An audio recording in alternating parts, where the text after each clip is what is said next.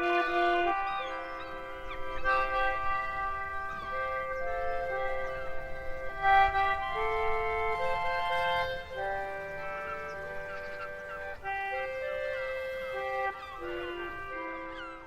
again there, folks. So this morning a letter dropped through my letterbox from the NHS to say that I've been called up. It's my time to get the vaccine. Because in England they're doing it by age, and it's took a while, but yeah, I'm not that young, but I'm there now. I'm in the age bracket, so the letter dropped through the door this morning.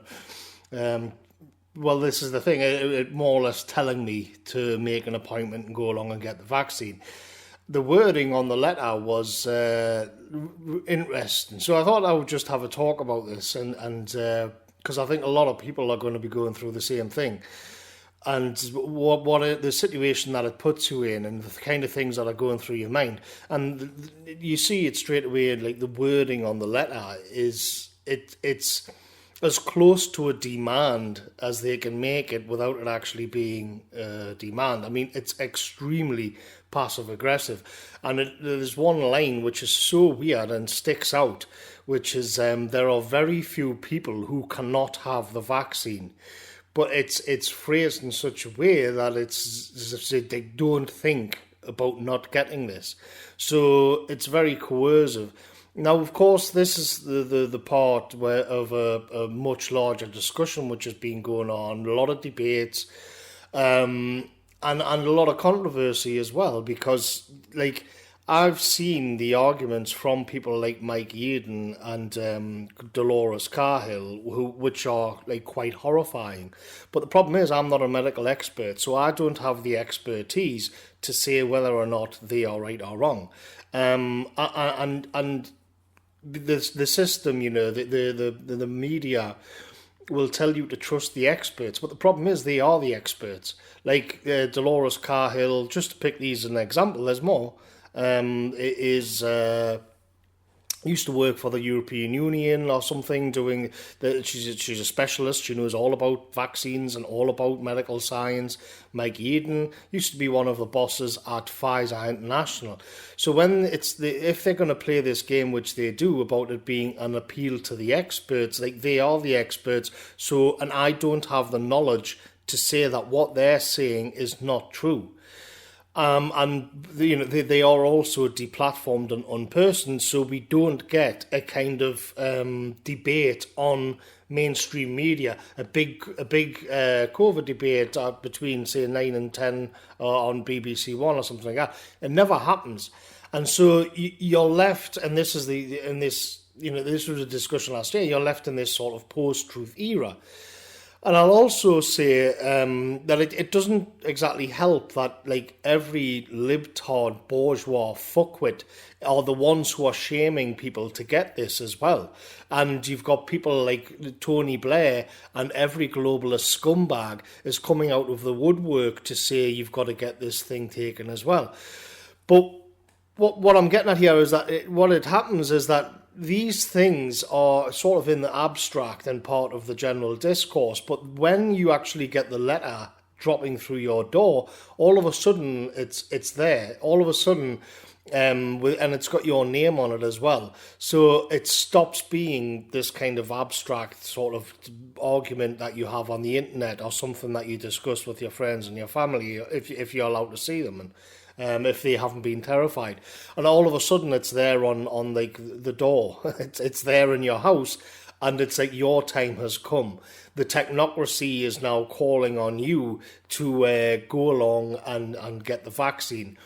And so what I think's interesting and what was going through my mind on this was that you come to a fork in the road on this issue. Like it's time to put up or shut up. And I'm sure that a lot of people have gone through exactly this process. And I've made this sort of little graph here where we can have a look at the fork in the road and what it means, because whether you go down the road of getting the vaccine or you either get the vaccine or you don't. There's no middle way. But for me, it has consequences beyond just getting the vaccine. So just for YouTube's algorithm again, like I'm not saying that it's gonna do all of these horrors, but what I am saying is that I don't have the expertise to debunk the people who are saying it is. So then it's kind of like you can take your gamble. But let's have a look at this. So whether you do get it or whether you don't, each has consequences. You're going to have to go down a certain course of action, and there's not really there's no halfway measures here. So what was going through my mind is that if I get the vaccine, that I've wrote down a few things where there's the obvious one, which is like, what's in it? Well, I don't know. I'm not a virologist. I'm not a medical scientist. I don't understand these things. But I've heard some damn good arguments from the people who are trying to sort of fire up the flares and say this is a disaster. Don't do it. And I've also seen that it's relatively benign. There's a few knock-on effects. You've got to be honest about it. But again, like the problem is, I don't trust this system. Another problem is that I have is that I just don't want the system telling me, like forcing me and cajoling me into having this vaccine. So that obedience comes into it. I'm going to be then obedient to this system and all of these technocrats and just do as they say. And this leads on, in my opinion, to a certain... I know that it will happen. I know that if I get the vaccine, leaving aside the side effects or anything like that, I know that if I get the vaccine, I'm going to feel like a cuck. I'm going to feel like I bowed down because, when you go down this road, if you take the road to the left, things are going to be easy for you. Things, you're doing what the system wants, and the system will reward you for that going forward. That's an absolute certainty. But the problem that I have is that I know that I'm going to have caved in. I know that I'm going to have sort of just done what I was told to do, like some good little slave. And that means that you're going to be conscious of it, and it's going to kind of piss you off. You're going to feel like weak and that you didn't hold the line. In my case, that is how I'll be thinking about it. So on the one hand, I'm going to be thinking, if I got the vaccine after I had it, I'm going to be thinking, what the hell is in this stuff, and what's it going to lead to down the line? But at the same time, I'm also going to be thinking, I completely buckled here, I completely caved in. When the crossroads and the road arrived, decision time, I went along with what the system wanted. I did what I was told.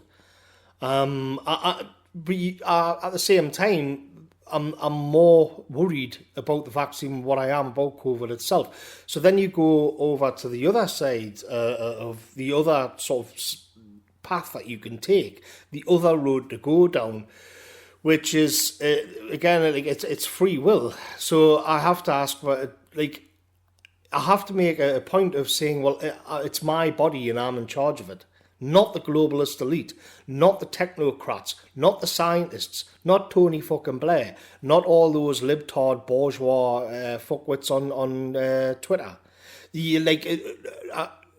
Are we allowed to sort of take control of our own body, or does it belong to us? So I've also got there, I don't belong to the elites. So do you then say the road ahead may be more difficult? Because I know for a fact that they're going to send another letter. If you don't do it, if you go down, you take the right road, there'll be another letter in a couple of weeks. And the language, which will be interesting to see, the language will be even more sort of imposing, if not downright threatening. I've got a feeling that they're going to go what the BBC does when you ignore the licence fee letters. They go up and up and up. They get more and more sort of aggro, and then you find that they reach a point where it's this big red one. Ignore that one as well, and the cycle starts over. I in the case of COVID, I don't think that'll happen. I think they'll just get more and more threatening up until whatever measures they're going to bring in to make sure that you get it. Because you can tell on the way the letter is worded, they're not going to back off. So when you turn to the right one, in a way, it's an unknown as well.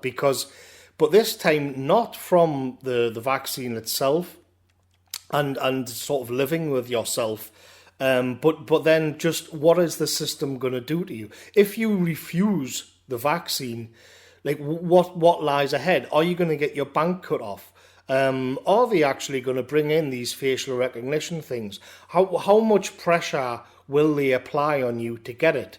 So in that case, you're actually going also off into the unknown. But the thing is, you're going to be true to yourself. You're going to be thinking, well, I don't know what's ahead, but I'm going on my own reason, my own gut feeling, and just having ownership over myself. I'll see what lies ahead. I will go down that road and take what comes. And so that's why I've also put that it's defiance. That there's something in that, because I feel as if I've cooked to this system more than enough over the years, more than enough. And, you think the cook stops here. It has to be enough. Because where then do we draw the line? If I get the vaccine, and again, I'm sure a lot of people are in the same boat, having the same thoughts, which is why I want to do this video. If I get the vaccine, then when do we draw the line after that? When is it? When is the time to say enough is enough? I've decided that the cook stops here, and because I can't see a viable, better time to do it than being confronted with this fork in the road. It's decision time. Do you bend? Do you become the property of the globalist elite? Or do you take the path into the unknown, don't know what they're going to do, don't know how much pressure they're going to apply, but you can at least... you can, in a kind of old-fashioned way, you can at least kind of think of yourself as a man having free will in the world and not being some slave of these technocrats. And so, all in all, I'm not going to take it. I'm not going to make a big song and dance about it. But I'll keep the letter. But I've decided that it's enough is enough, and we will see what comes. And I'm setting off. The decision is here, and I'm going to take the one on the right. And I'll be interested to see what others think in the comments. So thanks for listening, folks. I'll catch you later.